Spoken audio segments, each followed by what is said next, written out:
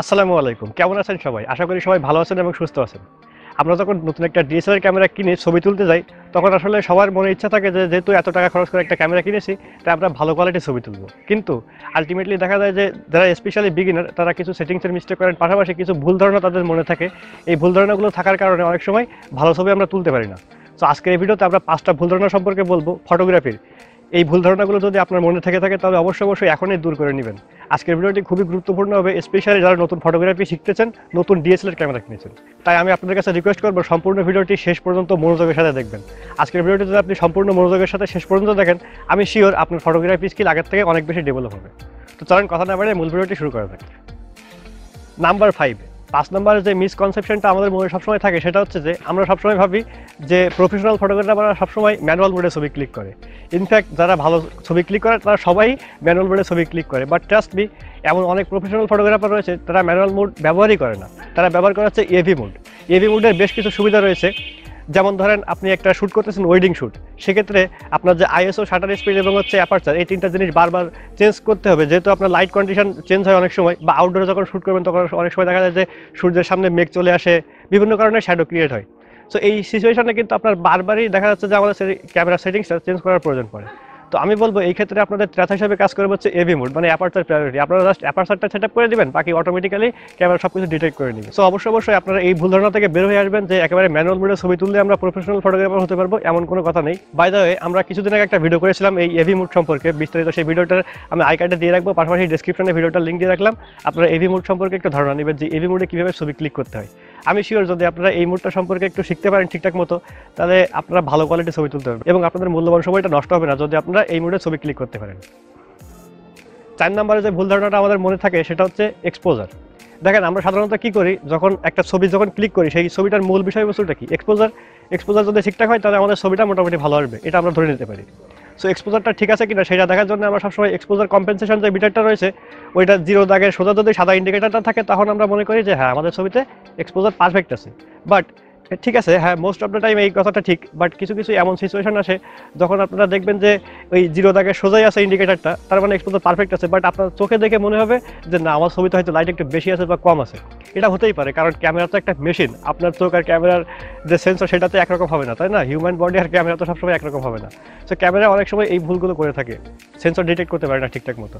তো যদি আপনার কাছে মনে হয় যে আমাদের ছবিতে লাইট একটু কম আছে, তারপরেও আমাদের ইন্ডিকেটারটা 0 দাগের সোজা দেখাচ্ছে, আপনার লাইটটা একটু বাড়াবেন, তাহলে দেখবেন যে ভালো কোয়ালিটির ছবি পাবেন। সবসময় যে 0 দাগের সোজা রেখেই আমাদের ছবি তুলতে হবে এমন কোনো কথা নেই। আপনারা লাইট কন্ডিশন অনুযায়ী আপনারা যে কোনোভাবেই ছবি তুলতে পারবেন। আশা করি এই জিনিসটা আপনারা একটু ছবিতে অ্যাপ্লাই করবেন, দেখবেন ভালো রেজাল্ট পাবেন। নাম্বার 3 নম্বরের যে ভুল ধারণাটা সেটা বলার আগে আপনাদের ছোট্ট একটা রিমাইন্ডার দিতে চাই। ভিডিওটা আমরা অনেক রিসার্চ করে তৈরি করি আপনাদের জন্য, তাই এত কষ্ট করে যেহেতু ভিডিও তৈরি করি, আপনারা অবশ্যই ভিডিওতে একটা লাইক দিবেন, কারণ আপনাদের লাইক দেখতে অনেক ভালো লাগে। আমরা একটা ভিডিও থেকে অন্য একটা ভিডিও তৈরি করার যে উৎসাহ, সেটা আপনাদের লাইক দেখেই পাই। তাই অবশ্যই ভিডিওতে একটা লাইক দিবেন। সো 3 নম্বরে যে ভুলটার কথা বলতেছিলাম সেটা হচ্ছে লাইট নিয়ে। লাইট হচ্ছে ফটোগ্রাফির খুবই গুরুত্বপূর্ণ একটা বিষয়। যদি আপনার লাইটটাই ঠিকঠাক মতো না থাকে, সেক্ষেত্রে কিন্তু আপনার ছবিটা ভালো আসবে না। তো একটা ছবি সবসময় যে একটা ছবি এরকম কোনো কথা নেই, কিন্তু ছবির ভিতরে অনেক সময় স্টোরি লুকিয়ে থাকে। মানে একটা ছবি দিয়ে আপনি ফুল একটা গল্প তৈরি করতে পারেন। মানে ছবিটা এমনভাবে তুলতে হবে যাতে করে যে অডিয়েন্স যে দেখবে ছবিটা, সে দেখে যেন বুঝতে পারে যে হ্যাঁ, এই ছবির ভিতরে কিছু একটা বলার চেষ্টা করা হয়েছে। সো লাইট জিনিসটা হচ্ছে এরকম, আপনি লাইটের সাথে একটু খেলা করে আপনার ছবিটা সাধারণ মানুষ থেকে অসাধারণ করে তুলতে পারেন। যেমন আপনার সবসময় দেখবেন যে সাধারণত বেশিরভাগ ক্ষেত্রেই 100টা ছবির ভিতরে 50-60টা ছবি তোলা হয় হচ্ছে একেবারে ডিরেক্ট সোজা লাইট থেকে। কিন্তু অনেক সময় দেখা যাচ্ছে যে শ্যাডো লাইট, যেগুলো হচ্ছে ফেসের একটু সাইড থেকে পড়ে, বা সানলাইট যেগুলো পিছনের থেকে আসে, এই ধরনের লাইট কন্ডিশনে কিন্তু ছবি অনেক ভালো আসে। সো মূল কথা হচ্ছে সবসময় যে সামনের থেকে যদি লাইট ফেসের উপরে পড়ে সেই ছবিটাই ভালো আসবে এমন কোনো কথা নেই। আপনারা একটু লাইটের সাথে একটু অ্যাডজাস্ট করবেন, দেখবেন যে পিছনের থেকে কিছু সময় ভালো লাইট আসে। তারপরে অনেক সময় দেখবেন যে যদি হালকা একটু শ্যাডো টাইপের লাইট পড়ে, সেক্ষেত্রেও ছবিটা অনেক ভালো আসার সম্ভাবনা থাকে। সো মেইন কথা হচ্ছে যে আপনারা সবসময় যে ফেসের উপরে সামনের থেকে লাইট ফেলাবেন বা সামনের থেকে লাইট নিয়ে এসে ছবিটা তুলবেন এমন কোনো কথা নেই। আপনারা একটু লাইটটা এদিকে ওদিকে অ্যাডজাস্ট করবেন, দেখবেন যে অনেক সময় ছবি ভালো আসতে পারে। আমি বলবো অনেক সময় না, বেশিরভাগ ক্ষেত্রে ছবি অনেক সুন্দর আসে এই সাইডের থেকে শ্যাডো লাইট বা হচ্ছে পিছনের সানলাইটের যে ছবিগুলো থাকে, এগুলো অনেক সুন্দর আসে। তাই আপনার লাইট নিয়ে একটু এক্সপেরিমেন্ট করবেন, দেখবেন যে ভালো রেজাল্ট পাবেন আশা করি। 2 নম্বরে যে ভুল ধারণাটা আমাদের মনে থাকে সেটা হচ্ছে zoom lens is better than prime lens. আবার অনেক সময় কেউ বলে যে জুম লেন্সের থেকে প্রাইম লেন্স বেটার। সো এই আসলে কনসেপ্টটা কি? কনসেপ্টটা হচ্ছে প্রয়োজনের উপরে ডিপেন্ড করে যে কোন লেন্সটা ভালো। দেখবেন সাধারণত যখন আমরা পোর্ট্রেট শ্যুট করি, তার মানে আপনারা হাফ শ্যুট যখন নেবেন, মানে বডির হাফ পার্ট যখন নেবেন, তখন সাধারণত প্রাইম লেন্সগুলো অনেক বেশি হেল্প করে। কিন্তু এমন সিচুয়েশনে সাপোজ আপনি কোনো একটা জায়গায় ট্রাভেল করতে গিয়েছেন, সেই সময় আপনি চেষ্টা করবেন সবসময় আপনার যে ইকুইপমেন্টগুলো রয়েছে সেগুলো সবথেকে কম নিয়ে আপনারা ট্রাভেল করতে, কারণ ট্রাভেল করার সময় বেশি জিনিসপত্র থাকলে আসলে বিভিন্ন ধরনের সমস্যা হয়। তো এই ক্ষেত্রে আমি বলবো যে জুম লেন্স একটি অ্যাপ্রোপ্রিয়েট লেন্স। একটা উদাহরণ দিয়ে বলছি আপনাদেরকে, সাপোজ আপনারা 24 থেকে 70 mm যে লেন্সটা রয়েছে এটা একটা জুম লেন্স। তো এই লেন্সটা যদি আপনারা ক্যারি করেন তাহলে আপনার ট্রাভেলের সময় যে কোনো সিনারিওতে কিন্তু আপনারা 3টা ফোকাল লেন্থ পাচ্ছেন। প্রথমত আপনারা 24 mm শ্যুট করতে পারছেন, 50 mm শ্যুট করতে পারছেন, পাশাপাশি 70 mm শ্যুট করতে পারছেন। সো ফোকাল লেন্থ কিন্তু ভেরিয়েবল থাকছে। সো এই ক্ষেত্রে আমি বলবো যে জুম লেন্সটা আপনাকে অনেক বেশি সহায়তা করবে। বাট আপনারা যদি ছবি শার্পনেসের কথা চিন্তা করেন তাহলে প্রাইম লেন্স বেটার। কিন্তু এখানে আরো একটা কথা আছে, সেটা হচ্ছে যে এন্ট্রি লেভেলের যে জুম লেন্সগুলো থাকে সেগুলোতে ছবি শার্পনেস বেশি একটা থাকে না, কিন্তু যেগুলো প্রফেশনাল লেন্স, একটু দাম বেশি জুম লেন্স, সেগুলোতে কিন্তু ছবি শার্পনেস একেবারে প্রাইম লেন্সের মতোই আপনারা পাবেন। সো মেইন কথা এই জিনিসটা ডিপেন্ড করে, মানে লেন্সের যে বিষয়টা এটা ডিপেন্ড করে আপনার প্রয়োজনের উপরে।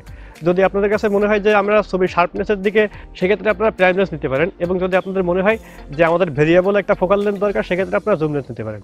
কোনোটার দিক থেকে কম না, এটা ডিপেন্ড করে যে আপনার ব্যবহারের উপরে। নাম্বার 1, 1 নম্বরে যে ভুল ধারণাটা আমাদের সবার মনে থাকে, ইনফ্যাক্ট আমার মনে একসময় ছিল, সেটা হচ্ছে যে আমরা যখন ক্রপ সেন্সর ক্যামেরাতে একটা লেন্স ব্যবহার করি তখন আমরা ভাবি যে একটু জুম হয়ে যায় ক্রপ ফ্যাক্টরের কারণে। এই জিনিসটা কিন্তু একটু হলেও ঠিক, মানে টেকনিক্যালি ঠিক না, বাট হচ্ছে প্র্যাকটিক্যালি ঠিক আছে। তো আমি একটা উদাহরণ দিয়ে বলতেছি। ধরেন আপনি একটা বডি নিয়েছেন, ক্যামেরার যে কোনো ডিএসএলআর ক্যামেরার একটা ক্রপ সেন্সরের বডি নিয়েছেন, সাথে 50 mm একটা লেন্স ব্যবহার করতেছেন। তো যদি আপনাদের ক্রপ সেন্সর বডির সাথে একটা 50 mm লেন্স লাগান, তাহলে কিন্তু অরিজিনাল আপনার 50 mm যে ফোকাল লেন্থের যে ভিউটা সেটা কিন্তু পাবেন না। আপনারা পাবেন 70 বা 85 mm পর্যন্ত পাবেন সাধারণত। 2x মানে আপনার ক্রপ ফ্যাক্টর কাজ করে এই ক্ষেত্রে। তো আমরা ভাবি যে অ্যাকচুয়ালি কিন্তু জুম হয়ে গেছে, বাট অ্যাকচুয়ালি জুম না। আমি আপনাদেরকে ডিসপ্লেতে এখন একটা ছবি দেখাচ্ছি, আপনারা যদি ফুল ফ্রেম ক্যামেরা দিয়ে ছবি তোলেন তাহলে ফ্রেমটা পাবেন হচ্ছে এরকম, আর যদি আপনারা ক্রপ সেন্সর ক্যামেরা দিয়ে ছবি তোলেন তাহলে ফ্রেমটা পাবেন হচ্ছে এরকম। সো মেইন কথা, ছবিটা জুম হয় না, জাস্ট আপনাদের যে মানে ফ্রেমটা সেইটা একটু মানে ওয়াইডের তুলনায় একটু ন্যারো হয়ে যায়। এইটা হচ্ছে মূলত কারণ। তার কারণে আমাদের কাছে মনে হয় যে একটা ফুটেজ হয়তো বা জুম হয়ে গিয়েছে, বা একটা ছবি সাধারণত জুম হয়ে আমরা ক্রপ সেন্সর ক্যামেরা দিয়ে তুলতে পারি, বাট এই জিনিসটা অ্যাকচুয়ালি এরকম না। এটা হচ্ছে একটা ভুল ধারণা।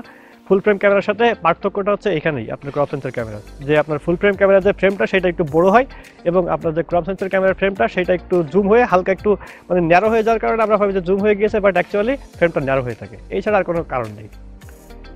সো আজকের এই ভিডিওতে যে 5টা ভুলের কথা বললাম, আশা করি এই 5টা ভুল সম্পর্কে হয়তো কেউ জানতেন না, যাই হোক। সো এই 5টা ভুল ধারণা সম্পর্কে ফটোগ্রাফারদের আইডিয়া থাকা প্রয়োজন, সেই জন্যই ভাবলাম যে আপনার জন্য একটা এই রিলেটেড ভিডিও তৈরি করি। আশা করি ভিডিওটা আপনাদের কাছে অনেক ভালো লেগেছে। যদি সত্যি ভালো লেগে থাকে তাহলে অবশ্যই একটা লাইক দিয়ে দিবেন, কমেন্ট করে জানাবেন কী ধরনের ভিডিও তৈরি করে আমি আপনাদেরকে সহায়তা করতে পারি।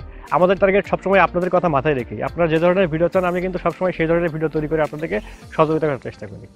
এবং আরেকটা কথা বলতে চাই, আমরা সোশ্যাল মিডিয়াতে বিভিন্ন ধরনের পোস্ট করি, আপডেট দিই আমাদের ভিডিও সংক্রান্ত। সেগুলো দেখতে চাইলে আমাদের যে ফেসবুক পেজ, তারপরে ইনস্টাগ্রামের লিঙ্ক নিচে দিয়ে রাখলাম, আপনারা অবশ্যই আমাদের সোশ্যাল মিডিয়াতে ফলো করতে পারেন।